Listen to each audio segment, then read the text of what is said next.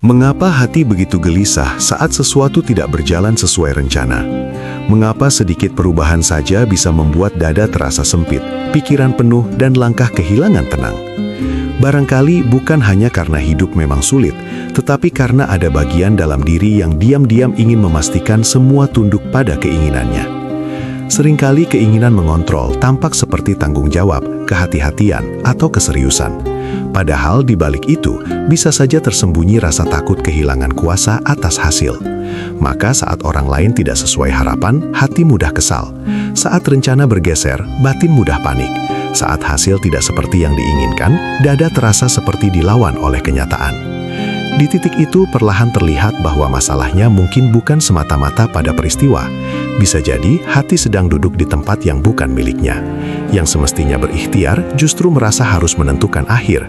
Yang semestinya menjalani justru ingin menguasai seluruh jalan. Seolah-olah hidup harus patuh karena diri merasa menjadi pengarah mutlak. Maka tawakal bukan sekedar kata setelah usaha selesai. Ia seperti cermin halus yang memperlihatkan bahwa tangan manusia hanya sampai pada ikhtiar, bukan pada kepastian hasil.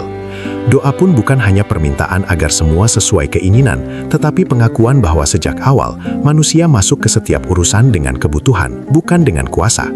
Bahkan ikhtiar yang benar terasa lebih jernih ketika tidak dibebani hasrat menjadi pengendali takdir. Dalam pembacaan batin, kelelahan besar sering lahir ketika manusia ingin mengambil kursi yang bukan miliknya. Padahal manusia tetap memilih, tetap berusaha, tetap menimbang, tetap bertanggung jawab. Namun hasil akhir tetap bukan milik tangan yang bergerak. Daya untuk berpikir, kesempatan untuk mencoba, dan kemungkinan untuk berhasil pun sebenarnya sedang diberi, bukan dimiliki secara mutlak. Di sana, hati mulai melihat bahwa dirinya bukan penguasa peristiwa, melainkan hamba yang menjalani dan menyaksikan apa yang dibukakan oleh Tuhan. Barangkali ketenangan tidak lahir ketika semua bisa dikontrol, tetapi ketika hati tidak lagi memaksa diri menjadi penentu segalanya. Ada saatnya usaha dilakukan sepenuh adab, doa dipanjatkan sepenuh butuh, lalu batin berhenti memerangi hasil.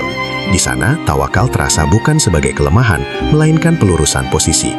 Kadang yang membuat hidup begitu berat bukan banyaknya urusan, tetapi hati yang ingin menjadi penguasa atas apa yang sejak awal tidak pernah berada di tangannya.